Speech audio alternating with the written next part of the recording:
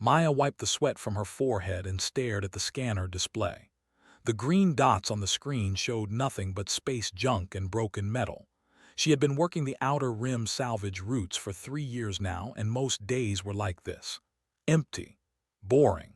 Just her small ship, the Lucky Strike, floating through the debris field looking for anything worth selling. But today something was different. The scanner picked up a massive object about 2 hours away. Maya frowned and adjusted the settings. The thing was huge, much bigger than the usual broken cargo containers or damaged fighter ships she normally found. She programmed the ship's computer to take her closer. When Maya first saw the derelict ship, she thought her eyes were playing tricks on her. The vessel was enormous. It stretched for almost 2 kilometers and was as wide as a city block. The hull was dark gray metal with strange markings carved deep into the surface. Maya had never seen anything like it. She ran the ship's identification scanner. The computer worked for several minutes before giving her an answer. The markings belonged to the Empire. Maya whistled softly. Everyone in the galaxy knew about the. They had built a massive empire over 1,000 years ago, then disappeared completely. No one knew why they vanished or where they went. Maya checked the Galactic Salvage database. The computer showed her records going back 300 years. Every major power in the galaxy had found this ship at some point. The Trade Consortium had scanned it 50 years ago and marked it as no commercial value. The military had examined it 30 years ago and called it technologically obsolete. Even the scavenger guilds had checked it out multiple times and always left empty-handed. The records all said the same thing. The ship's quantum cores were completely dead. The weapons systems were offline. Life support had failed centuries ago. The computer core was fried beyond repair. To everyone who had ever found it, the ship was just a floating piece of junk. Maya put on her space suit and took a small shuttle over to the derelict. She carried her toolkit and a portable scanner. The ship's hull was covered in small holes where micrometeorites had hit it over the years, but the main structure looked solid. Maya found an airlock that was still intact and managed to force it open. Inside the ship, everything was dark and cold. Maya turned on her helmet lights and started exploring. The corridors were wide enough for 3 people to walk side by side. The walls were made of thick metal plates held together with massive bolts. Everything looked incredibly strong and heavy. Maya had worked on ships from dozens of different alien species. Most modern ships used quantum technology and energy systems. They had smooth walls, glowing panels, and everything was controlled by computer programs. This ship was completely different. Instead of quantum processors, Maya found huge mechanical computers with gears and switches. Instead of energy weapons, she discovered massive kinetic cannons that fired solid projectiles. Instead of quantum shields, the ship had armor plating that was thicker than anything she had ever seen. She made her way to the engine room. Other salvagers had been right about one thing. The quantum cores were completely dead, but Maya noticed something everyone else had missed. The ship had backup systems under the backup systems. Mechanical systems that could work without any quantum technology at all.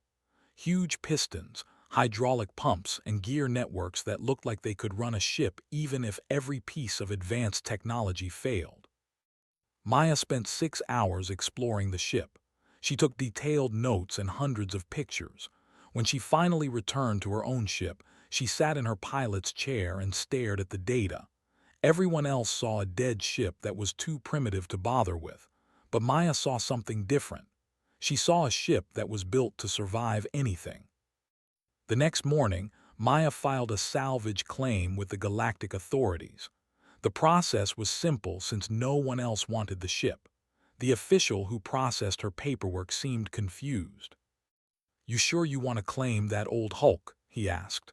"We scanned it years ago, nothing valuable on it." "I'm sure," Maya said. The patrol captain who had to approve the claim was even more direct. "Human, that ship is 1,000 years old. It has no quantum cores, no energy weapons, and no modern systems. Why waste your time?" Maya just smiled. I like fixing things that other people think are broken. It took Maya 3 days to tow the massive ship to her workshop. She had converted an old asteroid mining station into her base of operations. The station had enough room for the huge derelict ship, plus all the tools and equipment Maya had collected over the years. Word spread quickly through the salvage community. Maya, the human mechanic, had claimed the old ship that everyone else had given up on. Most people thought she had lost her mind. Some thought it was funny. A few traders offered to buy the ship from her for scrap metal, but Maya turned them all down. She started working on the ship the day after she brought it to her station. Maya began with the basics. She cleared out debris, tested structural integrity, and mapped all the ship's systems. The more she learned about the vessel, the more impressed she became. They had built their ship like a fortress. Every system had backups. Every backup had backups. The ship was designed to keep working even if most of it was destroyed. Maya realized that what other species called primitive technology was actually incredibly smart engineering. They had built a ship that could operate without relying on the quantum technology that every other species used. It was not less advanced than modern ships. It was advanced in a completely different way. As Maya worked, she started to understand what she had really found. This was not just an old ship. This was a chance to prove that sometimes the old ways of doing things were better than the new ways. Sometimes simple and strong was better than complex and fragile. Maya was about to change the galaxy's understanding of what made a ship truly powerful. Maya spent her first week aboard the derelict ship, just trying to understand how everything worked. They had built their vessel completely differently from any modern ship she had ever seen. While current ships relied on quantum computers and energy manipulation, this ancient vessel used mechanical systems that could operate without any advanced technology at all. She started in the engine room. The massive quantum cores were dead, just like everyone had said. But Maya discovered that the cores were only one part of a much larger system. Hidden beneath the main engine deck, she found enormous mechanical engines that looked like they belonged in an old Earth factory. Huge pistons, spinning flywheels, and gear systems that could generate power through pure mechanical force. Maya traced the power lines from these mechanical engines throughout the ship. They had designed backup power systems that used compressed air, hydraulic pressure, and even old-fashioned steam power. If the quantum cores failed, the ship could still operate using these mechanical systems. It would be slower and less efficient, but it would still work. The weapon systems were equally fascinating. Modern ships used energy beams and plasma cannons that required enormous amounts of power and complex quantum targeting computers. The ship had kinetic cannons that fired solid projectiles using magnetic acceleration and chemical explosives. The targeting system was completely mechanical, using gyroscopes, gears, and optical rangefinders instead of quantum processors. Maya realized that what everyone else saw as primitive technology was actually brilliant engineering. They had built a ship that could fight and win, even if every piece of advanced technology on board stopped working. She began her restoration work by focusing on the mechanical systems.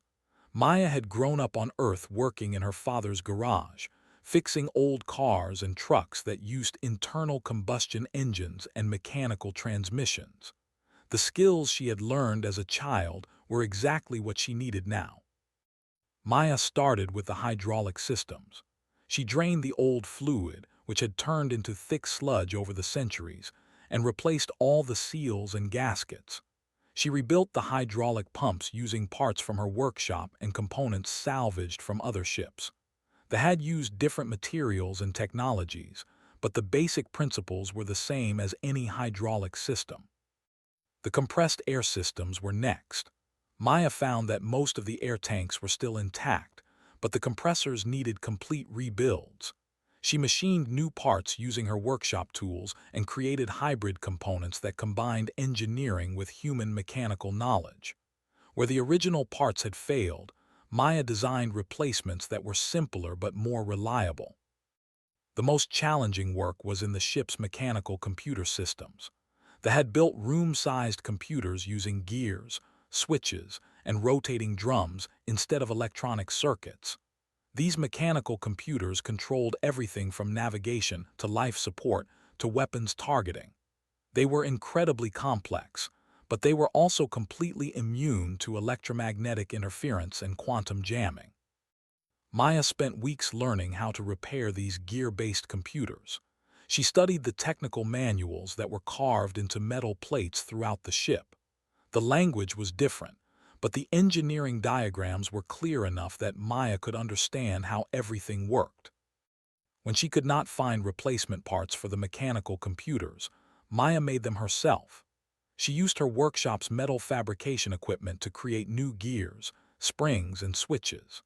Sometimes she had to modify the original designs to work with materials she could find, but she always made sure her changes improved reliability rather than just making repairs easier. Maya also began installing human-built systems alongside the original equipment. She added modern communication radios, updated life support systems, and new navigation equipment. But she was careful to make sure the ship could still operate even if all the modern systems failed. The engineering philosophy was becoming her own philosophy too. 3 months into her work, Maya achieved her first major breakthrough. She successfully restarted one of the ship's mechanical engines.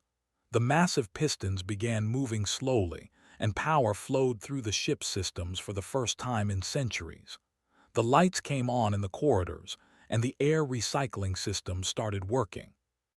News of Maya's success spread through the local space stations and trading posts. Most people were surprised that she had made any progress at all. The general opinion was that while her work was impressive as a hobby, it was not really practical. The ship was still too old and too primitive to be useful for anything important. But Maya kept working. She restored more engine systems, brought the ship's communications online, and even got some of the kinetic weapons working again. Every system she repaired taught her more about engineering principles. The more she learned, the more she respected the ancient builders. They had understood something that modern ship designers had forgotten. Technology could fail. Quantum computers could be jammed. Energy weapons could be overloaded. But mechanical systems built with enough redundancy and strength could keep working no matter what happened to them. Maya began to modify the ship's systems using this philosophy. She added mechanical backups to electronic systems. She installed multiple independent power sources. She created manual controls for everything that had been automated. The ship was becoming not just restored but improved. Local engineers who visited Maya's workshop were divided in their opinions about her work. Some admired her dedication and mechanical skill. Others thought she was wasting her time trying to make obsolete technology relevant again. A few suggested that she should give up on the restoration and just sell the ship for scrap metal. Maya ignored the criticism and kept working. She had begun to see something that no one else could see. This ship was not a relic from the past. It was a glimpse of what future ships could be if they were built with the right priorities. Strength instead of sophistication. Reliability instead of complexity. Function instead of fancy technology. After 6 months of work, Maya had restored about 60% of the ship's systems. The vessel could move under its own power, maintain life support, and even fire some of its weapons. But Maya knew the real test would come when the ship had to prove itself against modern technology. She had built something unique, a ship that combined ancient engineering with human mechanical expertise, a vessel that could operate in situations where advanced technology would fail. Maya was ready to show the galaxy that sometimes old ideas were better than new ones. The morning Maya successfully started the ship's main engines. Half the sector heard about it. The massive vessel roared to life with a sound that traveled through space for thousands of kilometers. Ships passing through the area detected the energy signature, and immediately reported it to their respective governments. Maya stood in the ship's control room, watching the displays come online one by one. The mechanical readouts showed engine temperature, hydraulic pressure, and power output using analog gauges and rotating dials. It looked nothing like a modern ship's bridge, but everything worked perfectly. Within a week, Maya received her first official visitor.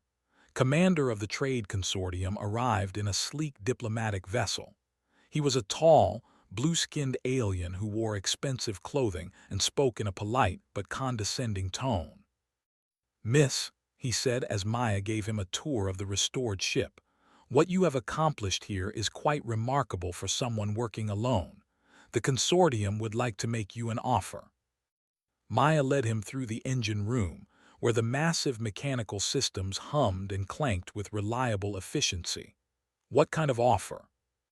"We would like to purchase your restoration project for our Museum of Galactic Technology," Commander said. "We believe your work would make an excellent display showing how primitive species once built their vessels. We are prepared to offer you 50,000 credits." Maya stopped walking and stared at him. "You think this ship belongs in a museum?"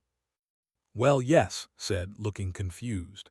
"It is certainly an impressive historical recreation, but surely you understand it has no practical applications. Modern ships are faster, more efficient, and far more powerful." Maya showed him to the weapons testing bay, where she had been working on the kinetic cannons. The massive guns were as long as a city bus and could accelerate projectiles to incredible speeds using magnetic coils and chemical propellants. "Have you ever seen weapons like these in action?" "Miss, kinetic weapons are terribly outdated," explained patiently. "Modern energy shields can deflect physical projectiles easily. Plasma cannons and quantum disruptors are much more effective." Maya decided not to argue. She politely declined the consortium's offer and sent Commander on his way. But she made mental notes about everything he had said about modern ship defenses. 2 weeks later, Maya received a visit from the military. Captain arrived with a small inspection team to evaluate the restored ship. They were a warrior species that took military technology very seriously. Captain was professional but skeptical. "Human," he said after examining the ship's weapon systems, "your mechanical expertise is admirable. However, this vessel would not survive 10 minutes against a modern warship. It lacks quantum targeting computers, energy shields, and adaptive defense systems." Maya demonstrated the ship's targeting system by locking onto a piece of space debris several thousand kilometers away. The mechanical computers calculated trajectory, wind resistance, and target movement using purely mechanical processes. The system was slower than quantum targeting, but it worked perfectly. "Interesting," Captain admitted. "But what happens when an enemy uses quantum jamming? Modern warfare relies on electronic countermeasures that would make your weapons completely useless." "What if the enemy's quantum jamming doesn't affect mechanical systems?" Maya asked. Captain looked confused. "I do not understand your question." Maya explained that the ship's targeting systems were completely mechanical. They used gyroscopes, optical rangefinders, and gear-based computers that had no electronic components to jam. But Captain just shook his head. "Human, you have built an impressive museum piece," he said. "But this ship represents thousand-year-old technology. It cannot compete with modern vessels." After the inspection team left, Maya felt frustrated. Everyone who visited her ship saw the same thing. They saw old technology that had been replaced by better modern systems. They could not understand that sometimes different did not mean worse. The local pirate clans heard about Maya's project and found it amusing. Captain Vex, who led a notorious group of raiders, sent Maya a message that made her angry. "Little human," his transmission said, "we hear you are building a museum ship. When you are finished playing with your antique toy, come find us. We will show you what real warships can do." Maya was tempted to respond, but she decided to keep working instead. She had spent months studying the ship's weapons systems, and she was beginning to understand their true capabilities. The kinetic cannons were not primitive weapons. They were specialized tools designed to fight enemies with advanced technology. Maya ran computer simulations using her workshop's analysis equipment.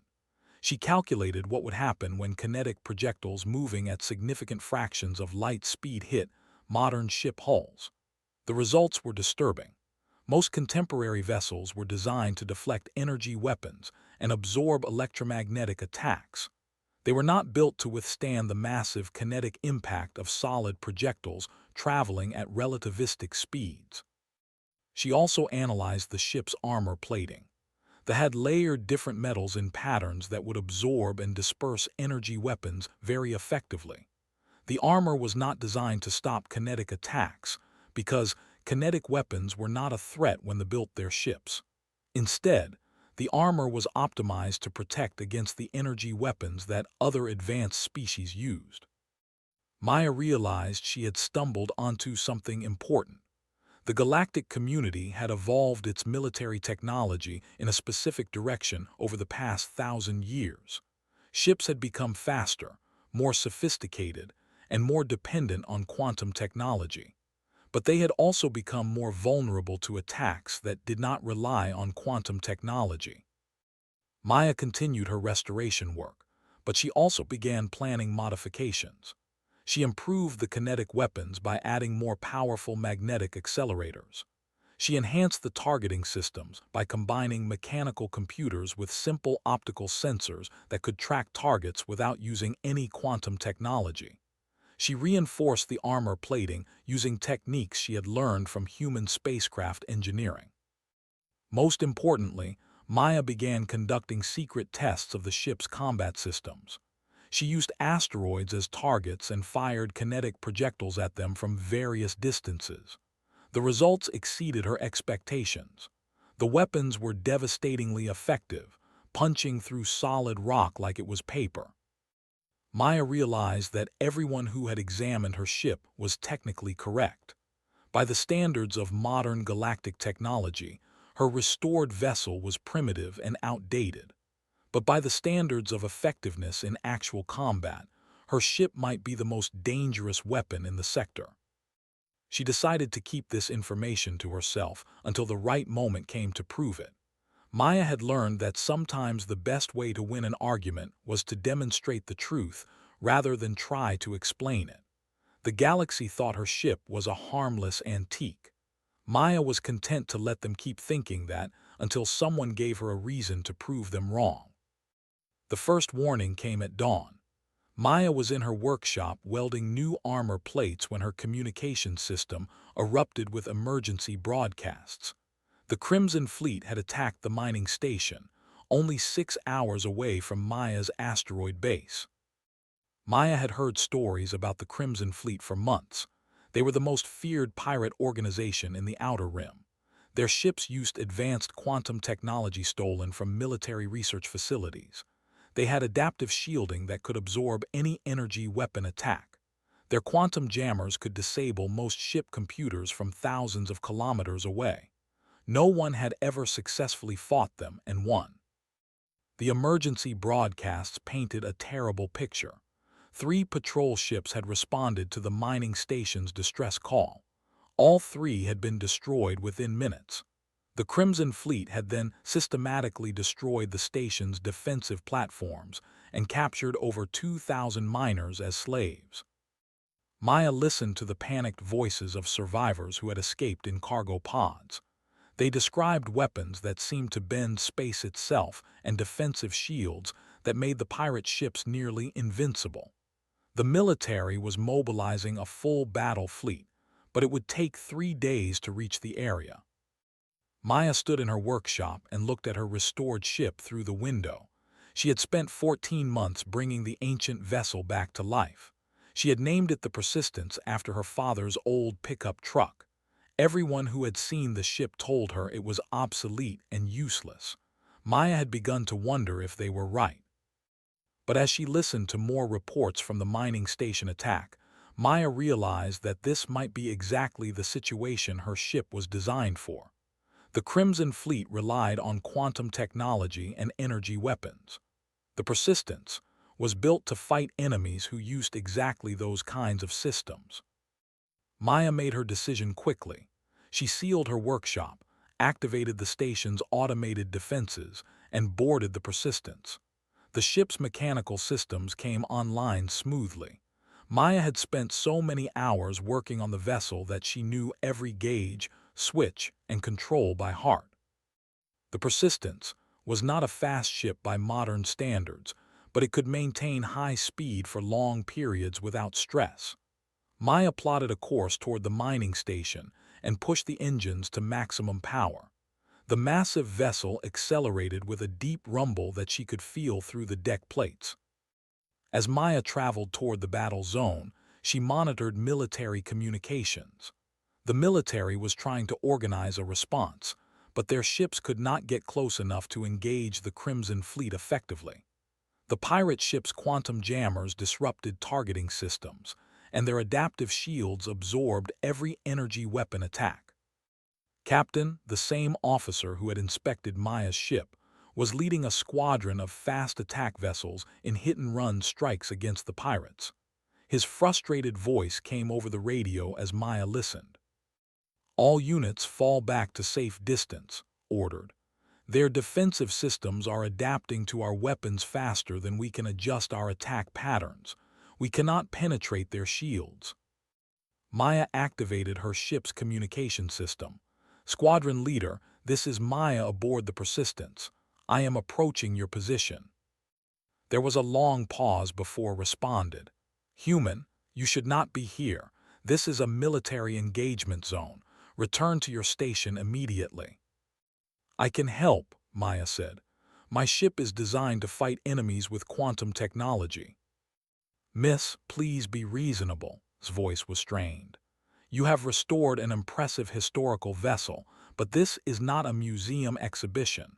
These pirates have destroyed 3 of my ships already." Maya could see the battle on her long-range scanners. 5 Crimson Fleet ships were arranged in a defensive formation around the mining station. They were sleek, modern vessels that moved with impossible grace through space. Captain's remaining ships circled at maximum range, firing energy weapons that flashed harmlessly against the pirates' shields. "Captain, what type of defensive systems are the pirates using?" Maya asked. "Adaptive quantum shielding with electromagnetic absorption matrices," replied automatically. "Their shields analyze incoming energy signatures and adjust their defensive frequencies accordingly." "Why do you ask?" "Because my weapons do not use energy signatures," Maya said. She could hear the confusion in his voice. "What do you mean?" Maya explained quickly. "The Persistence uses kinetic weapons, solid projectiles accelerated by magnetic coils. The projectiles have no energy signature to analyze and no quantum frequency to adapt to." "Miss, kinetic weapons are ineffective against modern shields," said. "Any competent defensive system can deflect physical projectiles." Maya was now close enough to see the pirate ships directly. They were beautiful vessels, covered in smooth energy shields that rippled like water when the ships fired at them. Maya had never seen anything so technologically advanced. "Captain, have those shields ever been tested against projectiles moving at 30% of light speed?" Maya asked. Before could answer, one of the Crimson Fleet ships detected Maya's approach. The pirate vessel was called the Dark Star, and its captain immediately opened a communication channel. "Unknown vessel, you are entering a restricted area," the pirate captain said. His voice was smooth and confident. "Identify yourself and state your business, or you will be destroyed." Maya looked at her weapons control panel. The mechanical targeting computers were already locking onto the Dark Star. Gears whirred and dials turned as the ancient systems calculated range, velocity, and trajectory. Maya could hear the kinetic cannons charging with a low electrical hum. "This is Maya aboard the Persistence," she replied. "I am here to stop you." The pirate captain laughed. You think you can stop us with that antique? Our ships have destroyed military vessels. What makes you think you can succeed where they failed? Maya finished her targeting solution and armed her main kinetic cannon. Because I built my ship to fight enemies exactly like you. The Dark Star fired first. Brilliant beams of coherent energy struck the Persistence and splashed across its armor plating like water hitting stone. The armor absorbed the energy and dispersed it harmlessly. Maya felt a slight vibration through the deck, but no damage alarm sounded. Maya fired back. The kinetic cannon launched a tungsten projectile the size of a telephone pole at 31% of light speed. There was no flash, no beam of light, no energy signature at all. The projectile was simply there one moment and impacting the Dark Star the next. The pirate ship's shields had no time to adapt. The projectile punched through the quantum barriers like they did not exist, penetrated the ship's hull, and exited through the other side in a spray of metal and atmosphere. The Dark Star split in half and exploded in a brilliant fireball. The communication channels fell silent. Maya could see the other 4 Crimson Fleet ships turning toward her, their weapons charging for attack. Captain's voice finally broke the quiet. "Miss," he said quietly, "what kind of ship did you say you were flying?" Maya targeted the next pirate vessel and fired again. "The kind that refuses to break," she said. The battle that followed changed everything the galaxy thought it knew about space combat. The Persistence moved slowly but steadily through the Crimson Fleet formation, absorbing their energy attacks and responding with kinetic projectiles that no defensive system could stop. Maya's mechanical targeting computers tracked the pirate ships regardless of their quantum countermeasures and electronic jamming. Within 20 minutes, all 5 Crimson Fleet ships were destroyed. The Persistence had not sustained any significant damage. Maya's ancient, primitive, obsolete ship had accomplished what an entire military squadron could not do. As Maya surveyed the debris field, she realized that she had just proven something important to the galaxy. Sometimes the technology was not the best technology. Sometimes simple and reliable was better than complex and sophisticated. The Persistence had awakened from its 1,000-year sleep, and the galaxy would never be the same. The news of Maya's victory spread across the galaxy faster than quantum communication signals. Within hours, every major news network was broadcasting the story of the human mechanic who had destroyed the infamous Crimson Fleet using a 1,000-year-old ship that everyone had written off as worthless junk. Maya sat in the Persistence control room, watching the debris from the destroyed pirate ships drift past her viewports. She felt tired but satisfied. The ship's mechanical systems hummed quietly around her, all readings showing normal operation. Not a single major system had failed during the battle. Captain's ship approached slowly, his crew still trying to understand what they had witnessed. "Miss," his voice came over the communication system, "I owe you an apology, and an explanation to my superiors about how one human accomplished what my entire squadron could not." "You fought bravely, Captain," Maya replied. "Your ships just were not designed for this type of enemy." "But yours was," said quietly. "How did you know your weapons would penetrate their shields?" Maya looked at her targeting display, where mechanical dials still showed the precise calculations the ship had used to destroy each pirate vessel. "I did not know for certain, but I understood something about the Crimson Fleet that everyone else missed. They relied completely on quantum technology. Their shields, their jammers, their targeting systems, everything was based on energy manipulation and quantum processing."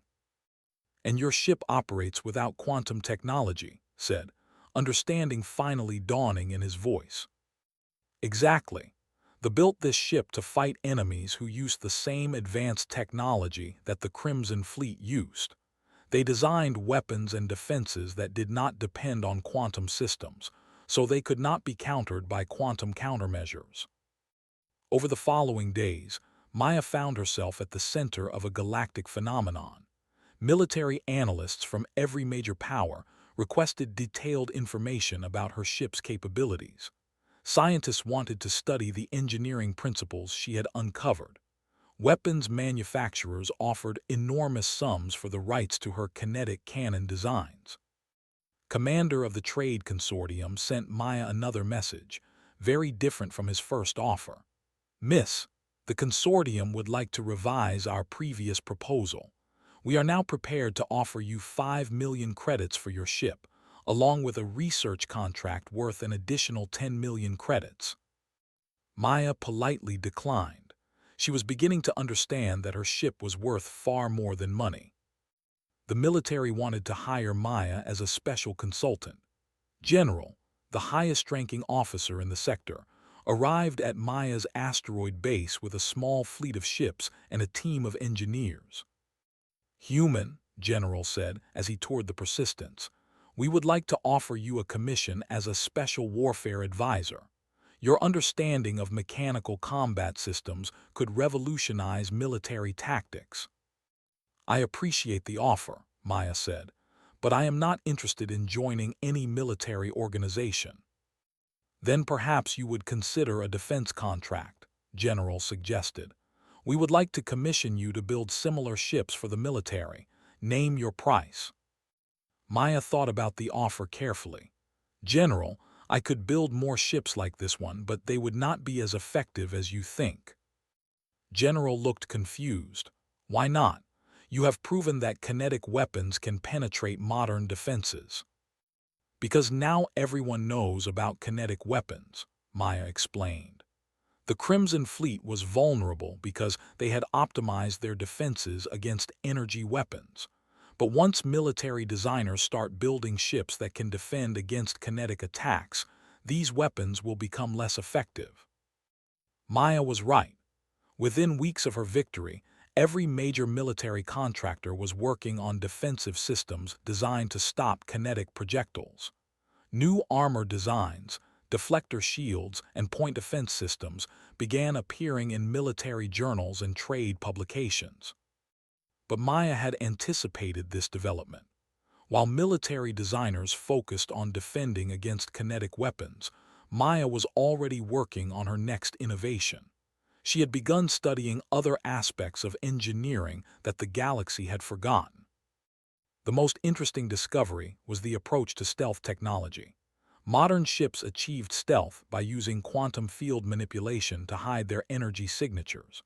But they had used passive stealth, designing their ships to absorb sensor beams rather than deflect them. Maya began modifying the Persistence with improved stealth systems that could hide the ship from quantum sensors while remaining completely undetectable. Maya also discovered that they had developed other weapon systems beyond kinetic cannons. They had built mines that could attach themselves to enemy ships and disable them using mechanical interference rather than explosions. They had created boarding pods that could cut through ship hulls using chemical cutting torches instead of energy beams. Maya began building these weapons using modern materials and improved designs. Most importantly, Maya realized that the real value of her work was not in any single weapon or defensive system. The value was in the engineering philosophy itself. They had understood that the most sophisticated technology was often the most vulnerable technology. They had built systems that were simple, robust, and reliable instead of complex and efficient. Maya began sharing this philosophy with other engineers and ship designers. She wrote technical papers explaining how mechanical redundancy could improve ship reliability. She demonstrated how simple systems could outperform complex systems in certain situations. She taught workshops on building equipment that could operate even when advanced technology failed. The response was mixed.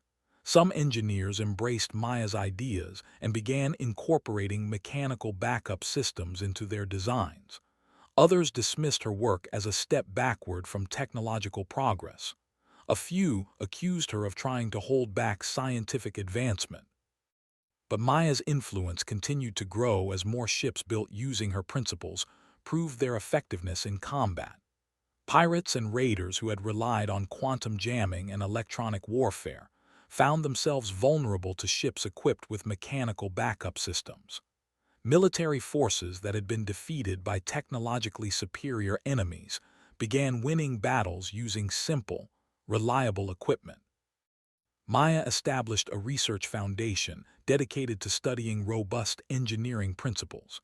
She hired engineers from across the galaxy to work on projects that combined advanced materials with simple, reliable designs. The foundation's motto was borrowed from an old Earth saying her father had taught her. The best tool is the one that works when everything else fails. The Persistence became legendary throughout the galaxy.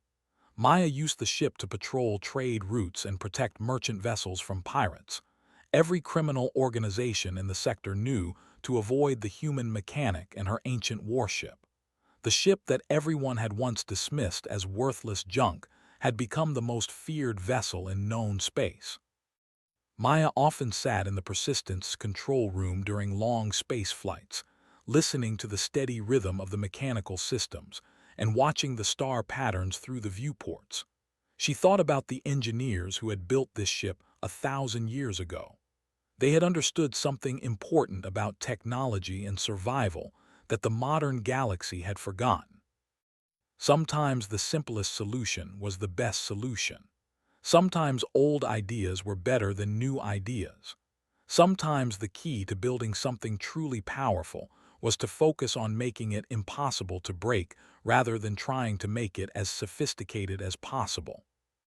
Maya had learned these lessons by restoring an abandoned starship that everyone else had ignored. She had proven that human mechanical ingenuity could transform forgotten technology into something revolutionary. Most importantly, she had shown the galaxy that sometimes the most effective way to solve a problem was to build something that simply refused to give up. The Persistence continued to patrol the outer rim, its mechanical heart beating steadily as it carried Maya toward whatever challenges the galaxy might offer next. Behind them, the ship left a trail of defeated enemies and a growing understanding that the future might be built on the forgotten wisdom of the past.